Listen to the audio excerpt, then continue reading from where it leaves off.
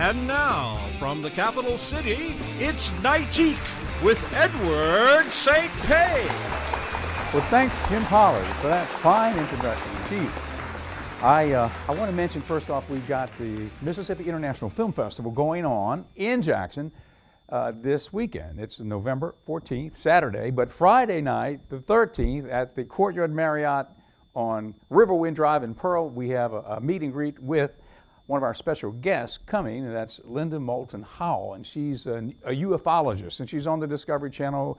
She's on History Channel with a lot of investigations into those types of events. And we're showing one of our films Saturday night. So we have a meet and greet Friday night at 7:30 at the Courtyard Marriott, and also on Saturday night, the film festival, we've got acting classes throughout the afternoon with Jerry Katz from New Orleans, and then we've got films 7 o'clock until midnight. One of the films we're debuting is sort of a screening, a premiere screening, is Dixieland, which stars Faith Hill. It was shot in the Jackson area last year. It has not been released. It's about to be soon, but we've got like a first screening event going on.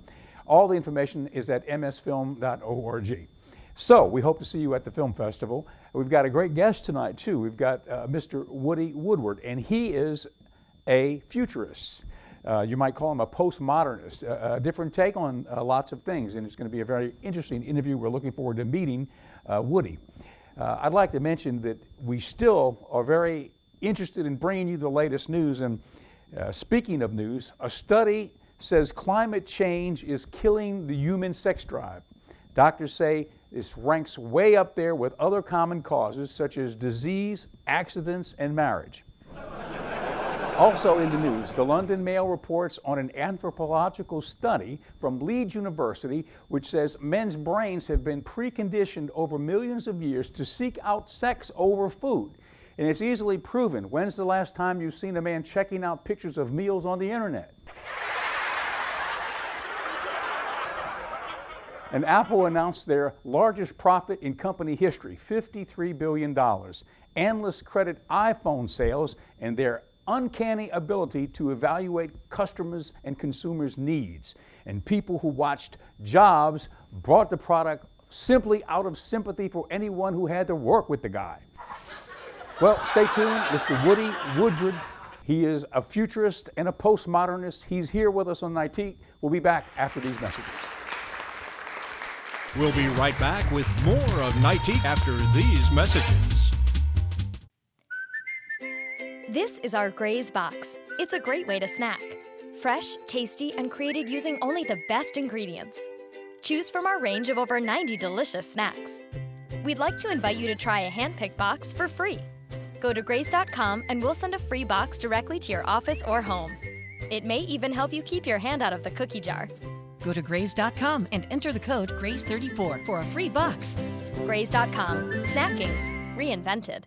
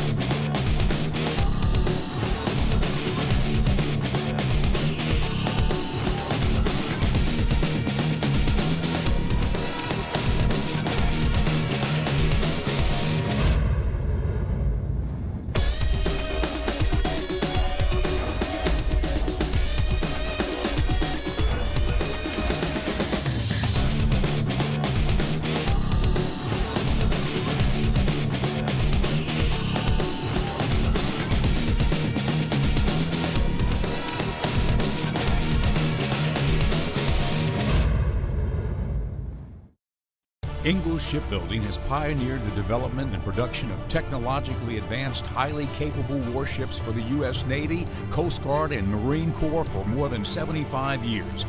Ingalls is Mississippi's largest manufacturing employer, and today Ingalls has an immediate need for more than 200 electricians at our Pascagoula, Mississippi site. Apply today at www.buildyourcareer.com or call 888-935-1507. And now back to more Nightique. Well, welcome to Nightique. We have our postmodernist, Mr. Woodreaux, also known as Mr. Woody Woodward. And thank you for coming back. Thank you for having me. You know, it was a great interview, I thought, that we did recently on a show. And when you say postmodernist, we're defining you as that. You've worked in the area of nuclear medicine, of physics, applied physics, different areas. But a postmodernist is sort of a nice catch-all phrase, I think, because our discussions have, I think that's how they could be categorized. Last time you were here, we talked about black holes. We talked about how physics works with the concept of time. And right before we went on, taking it from what we talked about last time about, you know, when you think of how much we don't know and how vast the universe is and black holes and all of these types of concepts, the whole concept of where theology meets physics, so to speak, and the idea, it sort of clarifies that there must be a God. That's kind of where we left the last show. Interpretation being what it is, you can read the creation story where a rib was taken and Eve was created from Adam's rib. Sounds very much like cloning. Jonah spent the night in the belly of a whale. Sounds like he may have taken a ride in a submarine. But the linguistics were not up to speed to describe these things at that time. If you look throughout history, we have had step functions of advance. The slope has not been gradual. We have plateaued for thousands, who knows how many years, and then all of a sudden a straight up vertical leap in knowledge, technology, abilities, population growth, the ability to feed ourselves. We would learn how to make tools. Even in the book of Genesis, there's mention of a man by the name of Tubal-Cain, who was it's not artificer, artificer. It's backwards from the way you would think, but to all men in metals. He was essentially a blacksmith, a master blacksmith.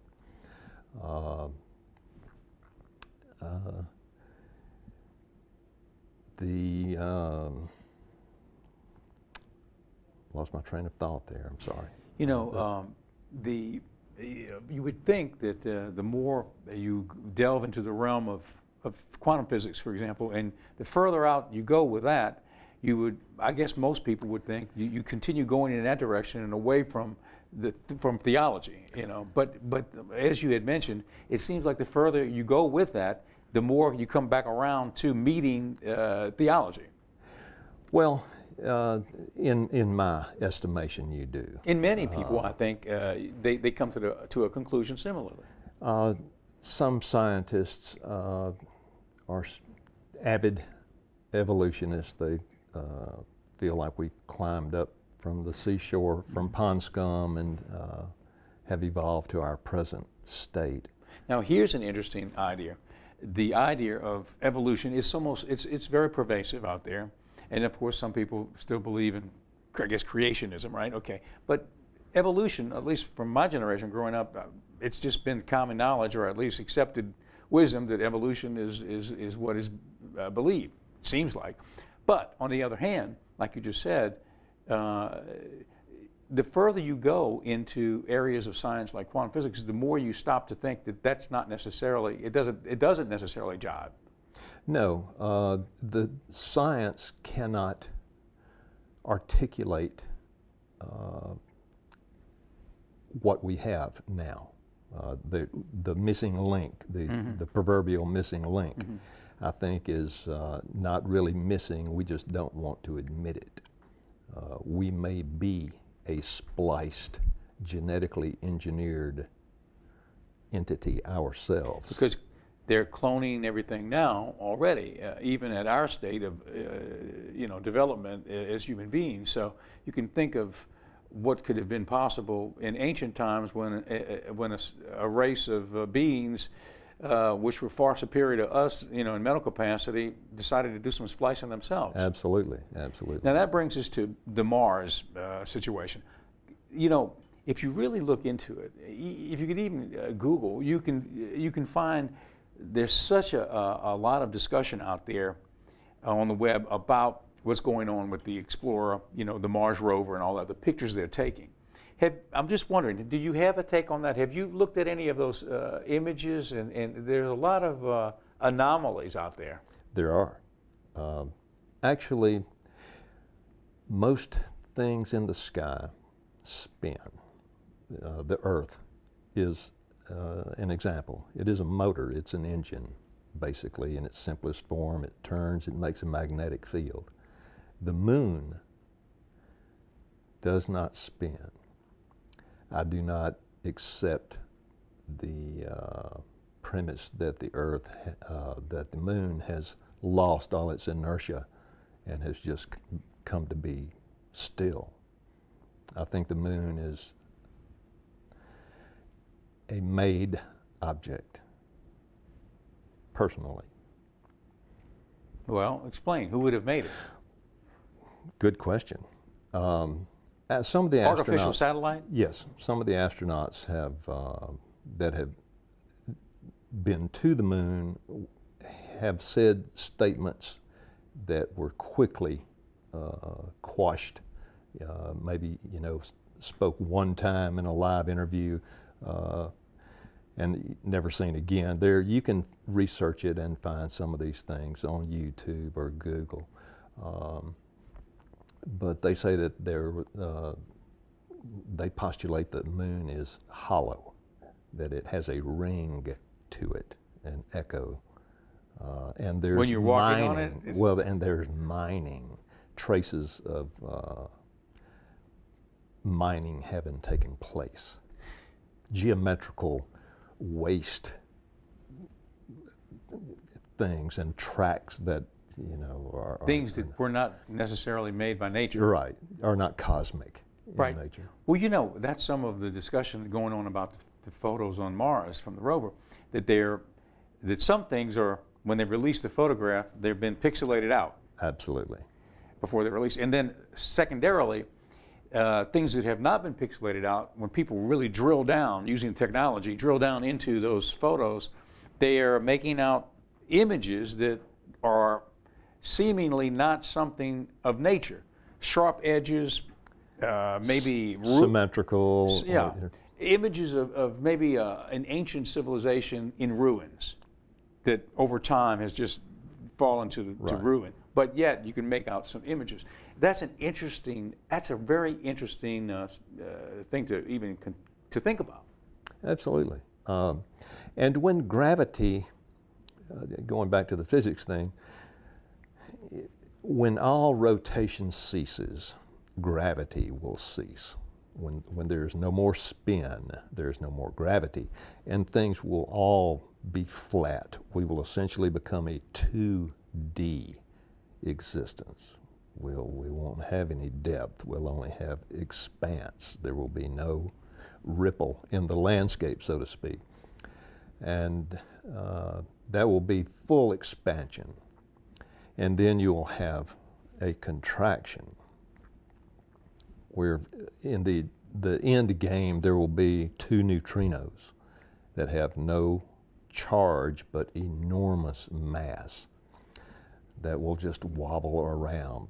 They may wobble around hundreds of billions of millions of years, and maybe by chance sometimes they will collide, which is a very slow collision, by the way. You know, these things are just undulating with all the mass of the universe in them. And that would be the Big Bang when these two... and is that the beginning or the end? That would be the both. That's the conundrum, you know. One is the same. The beginning is the end. You know, it's really, well, it's pretty mind-boggling, but it sure makes sense, you know. But it's really interesting if you really get into those photographs from the rover. you see the whole landscape of Mars, you know, many different angles, many different shots from different locations. And there's so many, well, number one, it's beautiful to see. But you know, there are so many unusual things being picked up. It's really something. Oh, as I alluded to earlier, the military is about 40 years advanced from where we are, and this is what they are allowing us to see. And now, why would the government want to hold back information? I mean, what is your take on that? Power. The government is scared to death of us. Do you think maybe they fear the fact that we as people here in America and the world citizens can't handle it and would panic and this would cause disruption in society? To some degree. The big people that run the world, and this is my opinion only, want the world to be at a certain level of productivity and the world to be at a certain level of consumption. And we are, I think, close to the end game as far as the maximum number of allowable persons on this planet. I think we will have an pandemic event sometime in the future where we will be limited to about half our number now. It seems like throughout history things have occurred that have wiped out large segments of the population, and it hasn't happened for a long time. You think this is something that's coming? Well, just as with the Ebola crisis, there are so many manufactured germs that can be released and just have devastating effects on a third of the population of the world, if that worst case scenario occurs.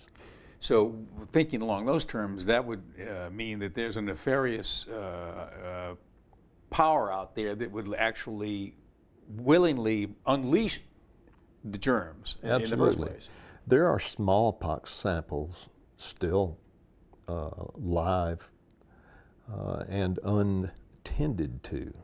There's some in Siberia that are frozen in the permafrost. Some people dug some of that stuff up in the past 10, 15 years. You know, it's not outside of the context of rational thought, because I mean, you can look at germ warfare that was used during the wars. I mean, it's the same thing. Man Absolutely. has done that to man already. Certainly. It's not like something new, except what you're talking about is on a huge scale, worldwide, or And there are designer drugs that have been manufactured that hit a certain segment of population. They can target people of the Mongol race if they want to, or Asians, or Native Americans, whatever their DNA and target. attack that people. Right. Right. Okay, well, we're going to take a break, and we'll be back after this. Stay with us. Thank you. We'll be right back with more of Nightique after these messages. This is our Graze Box. It's a great way to snack. Fresh, tasty, and created using only the best ingredients. Choose from our range of over 90 delicious snacks. We'd like to invite you to try a hand-picked box for free. Go to graze.com and we'll send a free box directly to your office or home. It may even help you keep your hand out of the cookie jar. Go to graze.com and enter the code GRAZE34 for a free box. Graze.com. Snacking reinvented.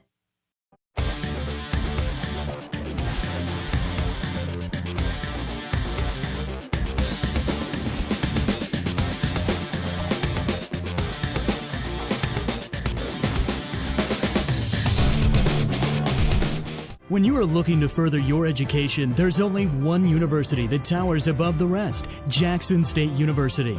Jackson State University is one of the leading universities in research, technology, and innovation, graduating more than 1,300 students annually and a consistent growth in revenue. Jackson State University is ranked #1 amongst the HBCUs in research and development. Make the right choice, the one choice. One Jackson State University, changing lives one student at a time. And now back to more Nightique. We're talking to Woody Woodward, our postmodernist contributor, and we're talking about lots of interesting things. We started off with a discussion of physics, quantum physics, and now we've moved into some other areas. Okay, earlier we were talking about World War II and how the military is much more advanced technologically than most people realize, and more so than the average citizen. In World War II, there was some talk of a time machine that was built, or some type of a device that applied quantum physics. Can we talk a little bit about that? Sure. Nikola Tesla is a very interesting person. He invented AC current, the alternating current that we use today, which is so much more efficient than Thomas Edison's direct current made with the dynamos, and had some problems with funding. And legalities caused by Mr. Edison. Right, and the Commodore Vanderbilt, and anyway, the powers that be. But I think he realized ultrasound can be used to manipulate the population. His generators were low frequency generators. And the Navy uses 4 to 8 cycle sound waves to communicate with submarines through the water, and they can communicate halfway around the world with 6, 8 cycle wavelength sound.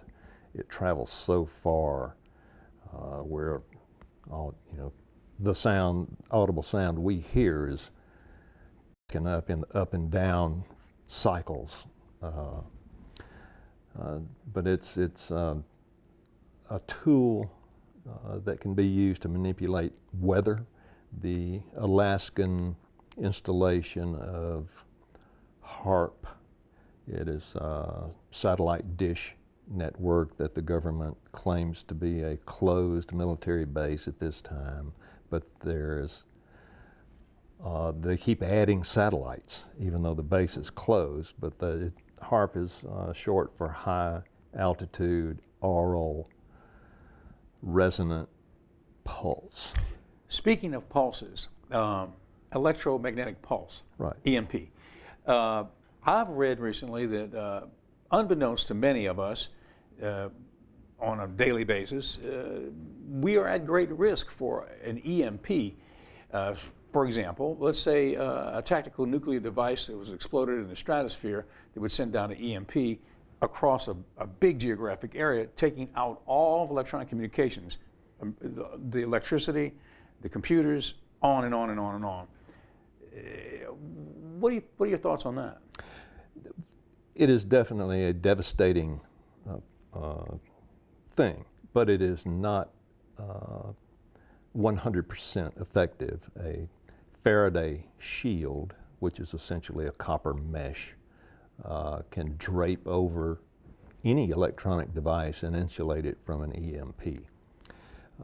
But how many people would be ready for it? Well, I'm sure the military has their communications covered. That's the first way to attack, is to attack foreign powers' ability to communicate, or your adversary's ability to communicate in a wartime type scenario. Because nobody knows, has any direction after you get their communications. Even the gasoline pumps would be out. Yeah, everything, sure. So, I remember when Katrina hit, just the madness that was New Orleans during that time when everything was out, and communications was out, and electricity was out. But can you imagine over a much larger area and for a much larger period of time? I do imagine it, and I know I'm woefully unprepared in case of that. It would be an extremely tenuous thing to try to survive. You know, it puts in perspective the idea that a new Dark Ages, let's say, scenario. It's not that far out of out there when you stop and look at things like this that could put us right back in that situation. Oh, absolutely. Worst case scenarios are just that, and they can happen. They have happened. You know, I was reading, the fellow who wrote the Conan the Barbarian series, which was a pulp magazine that went broad worldwide, and of course, anyway, he and H.P. Lovecraft were sort of peers at the time writing, and they came up with a concept which was applied to Conan about a postmodern Dark Age civilization that emerged from the ashes, which was Conan, which in their mythology happened over and over and over throughout time, right, which we have no record of what happened in the past. Ancient times, we think about 2,000 to 3,000 years ago. What about 100,000 years ago, the civilization that rose and fell then? Sure. And 100,000 before that and before that. Interesting, isn't it? I think so. The reincarnation thing, the recycling of the soul until we get it right, is an interesting concept, that we go through these travails, slings and arrows of life, and how we deal with them in the final game may determine whether or not we stay or whether we get recycled and have to go through it again until we learn our lesson well enough. Okay, will you come back again on a future show and talk about our postmodernist ideas? I would love to. Okay, thank you. Thank you. That's Mr. Woody Woodward, and thank you for being with us tonight, and we hope you enjoy the show. This is a little different perspective on things, and we will welcome you back next time on Nightique. Join us every weeknight statewide for Nightique with Edward St. Pé. If you have suggestions for guests or want to be on the show yourself, drop us a line at www.nightique.com. I'm your announcer, Jim Pollard. Good night from all of us at Nightique.